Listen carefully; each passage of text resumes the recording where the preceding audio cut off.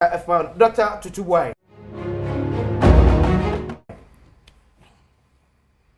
Razi? Oh, yeah. Dr. Tutubuai. Political. We've had interesting statistics. Okay. But I'm perceiving who be swings, no. Okay. Swings, no. Letter area swings. Yeah. Letter area swings, no. Yeah. ARS. And a Swabe. Yeah. Two pay. Two. Yes. Just two. Yes, two. Now, that makes it 14 out of 21. Yeah. 7 I can almost.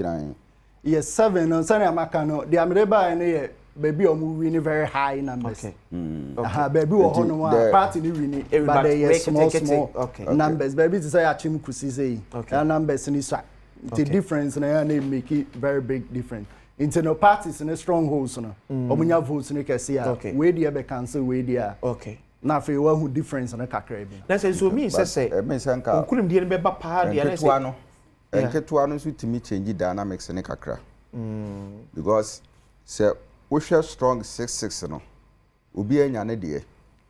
Obi hu say uti anya yi a na difference na koye ketua bi. Maybe also strong so they depend the number of votes now. And you're stronger. Or the area. We balance because when you look at the closeness. Okay.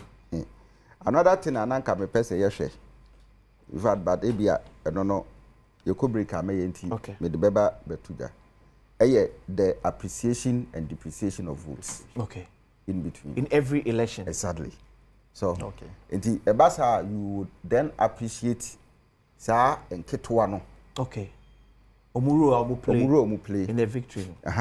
Because we ignore omoness in the calculation. Uti anye ya party be ATU and I say in future election no.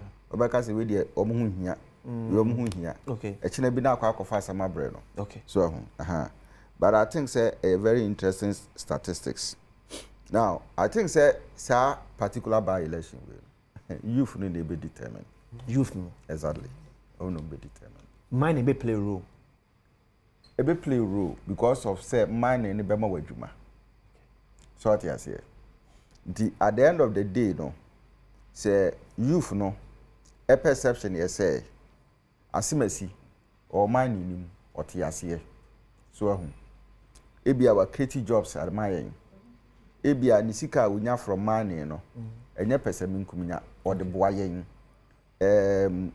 when you be a when you sikano ebia woye hey but when you be very receptive what twen e ben ye ho e ben no ho so ahu wo kan wa hi asem kire na utie se woni bi kra na obeka kasade bi a kire wo wo bi nsusu obetimi aboa wa kwan wo se wo de boa no so eno no e be kire bibi okay again se ote ho so wonte ho.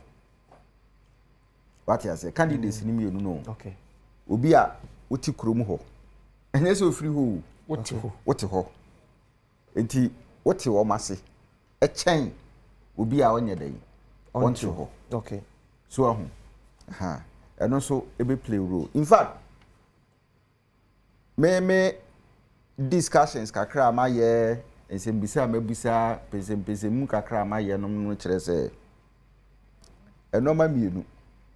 Impuntuo. Okay. So ahu ena candidate no. Ene na hemi se be di akoten pa ene dai. So ahu. Now a section e kwa for impuntuo. Fache ma me kwa akote esie na ese ne omaka omu abia. Ni asesi wo nya de. Ba kwa na Chief Jerry Force wa akote kroma kasa. Yenya ne tie se mentimo ase bi aman ho so kakra o by election Chief Jerry Force fa no akwa pie na dia na ekoso o akwati asese na kamian se basa so kakra ekoso ha we saw a convoy. I believe say a minority leader honorable Afenyo Marking but oman for no branche wa ha no ntokwa kakra esiso ha masa but then we were there. We yeah prompting. Yeah, who understand? NPP leader of the parliament. No more, I'm not General Castle. And why NDC posters? No. What reason? NPP for no. Yeah, it is the so-called the leader of parliament. They are the people who do that. About the same matter. I'm about to card this you. I know much generation. I'm a why poster no. Why NDC parliamentary council? How are your party office, constituency office? Don't mind me. I'm a say I'm man and yeah, memo. You're about to match it. Yeah, you're about broken coin. I'm a Fabio. I'm not sat here. Yeah, constituency office here. Number buyer, number why poster no. Are they? Oh yeah, sure. No mujina hona muhu say omo why process. People is there for the party office. So MP people take VAT pass. So when people open the gate, the pushy NDC people, the one slap the boy. It's my brother. Before NDC all they take the block instead of beating the grass before the people will go. So and these people no have problem. And this was there for the office, the party office. The VAT pass here, NPP will take VAT pass here. So you push the NDC. That's quality. Oh, Chief Judge Foster, I do my friend. Mentio, I'm in Tobia. Unim. Me ko police station bako police barracks side one. Me was a friend of mine is buyer. No matter what poster no. No about what pista. Who can you be safe you? Who yi when chico casa obi ba on first year too. That's the thing. I don't say first year too. Chief Justice. We are ever ready to face the gun. Into Uncle number face to number face here. Asama Macarano, ya peaceful wakotia. No one is better after the law. Even your mama cram bradina. Asamadana so. Even your mama cram some bradina Samadana so. Yanina, Suma dear Yenia, lawyer Yenia, ya pabanu, Asumtue, Yampento Quabi. Minority leaders say I over to me, or Bastamba Bessin Wahao, and I'm on for being coming to me. Wallahi.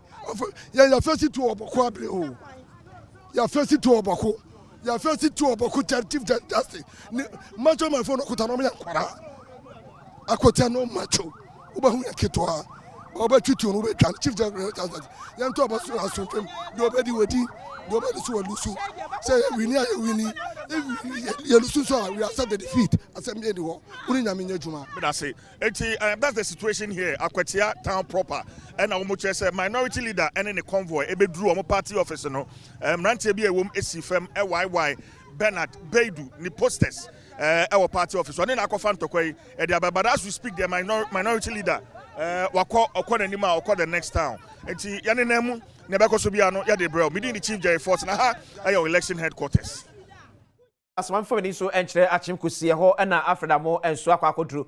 Nya na yekoso enso e betra se berezi the minority leader ewa man so na ye nso edi nkomo to find out say sa allegation we osomu se woje ne say no krese ne mrante si free ne car omre ebamu ekwa NDC Candidate no posters anam Alfred bako there or Kusi funeral grounds na oba Kusia oba hanmoye wo abatoɔ baby ya abatoɔ na ekoso mekire polling stations no ye makoma 7 na ɛwɔ ekurum ha sei na enum ba ko ne yeginan aha Kusi funeral grounds ma ye ne presiding officer ɔhwɛ abatoɔ no so ɛwɔ ha ni nkomo ne yɛhwɛ sɛ sɛn na niama ɛkɔ anɔpɛ obanyini ye mo akwa baba Adom TV so ye nwea ne ba jona odin design FM Patrick Abebio wona ye presiding officer wa ha sei okay na niama ɛkɔ sɛn oh so far the niama ɛkɔ sɛn ne wɔ sɛ ɛkɔ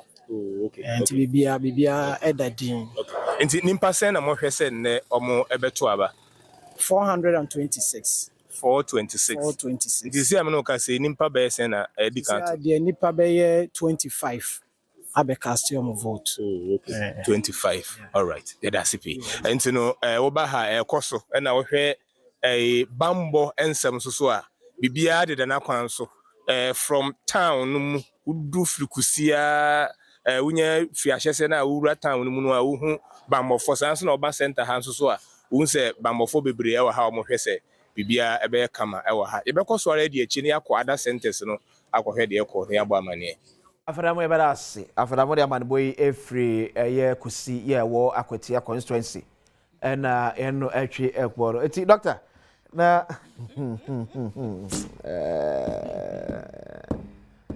that's an unfortunate statement from the guy. Yeah, it's unfortunate. Well, a allegation in a way. You see, elections on a normal baby na we are when you couldn't want my when you are now. Now, try to cause a and so I bit me dunya. A man your phone, you know, the only and say data na your present analysis na to me. Yeah. Omonim baby mo opponent a stronghold war.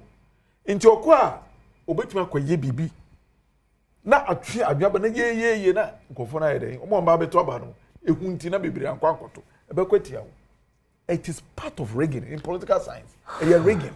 Enti no say allegation na oye say yampa na mrantie CF minority leader kai akwa wa posters also obuofu wonso aba wo ma won ni na etu kwa ebe akwatiani na watu de die koto aba no tu betu de na mi nko e ma mi nko hye mi dem e bia na koto ma party no enti uti ayeyi a afa be kinka aba no na vote na head e ko form say 5,000 police officers and they deploy 119 polling stations ubu kunta na say police station bia na say ka 42 say 42 police officers in one polling station.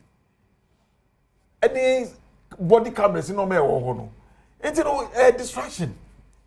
Oh, and you know strategy na me to na me sere no. Enti na me busa say ka obebusa reporter na say omokokoto sankrofo no so wa poster no. Because all kasa say ehunehuna bam yeto yampia na asefo no. In political science, ne political marketing, your friend voter suppression. Voter suppression. So, uti anye ya no mabeshe amanfo. Ye to mti metwaba. Because so a minority that akra entwem wo hanu dia. Na the how much more wa. Na specific places bi wo ha no makotwetwe nsekan ne ma. Okay. No mu bo in chancing. It will be then. But do you think the way AABB also plays for hold immediately? So the next thing is that yes, and it is against the electoral laws. If you why will be posters there. Will be posted. It's against the electoral law. Number 2, baby posters in the bono, a polling station. Yeah. Okay. So what you say a polling station, so and also it's against electoral law. Okay. Because 24 hours to an election. No campaign. There's no campaign. There's no campaign. Okay, so say posters no say no kwesi akwatete no. Na say posters a bebe bia ye to aba. Etia omo aba to amaba. Exactly. Etini kwa say the poster bo. There should be some distance. There should be. Is a distance man e close. Say bia aha na ye to aba.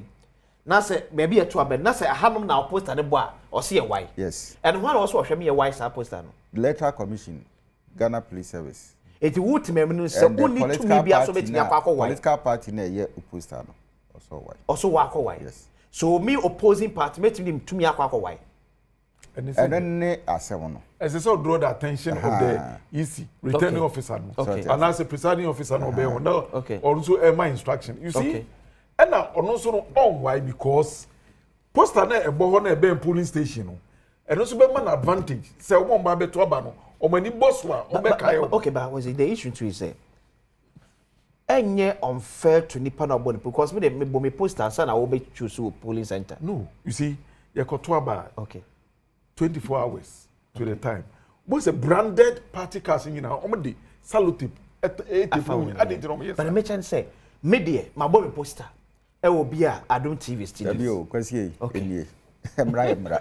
Yes, the law is the law. The law is the law. The law is the law. Yes. There are about 4 interpretations to that phrase. The law is the law. Ah, okay. One of them, yes, conformity should be there. Okay. Timbrano, yes, say, Mubi and Faha at this time. This so. And will be answering baby a polling centers. It no it means that so poster bo no bia wa ne dia who nya undue advantage over the other party. So what you say? Okay. But the caveat na yakano. So the next thing is say, wa ukokote ye no. Was said yes, I was yes.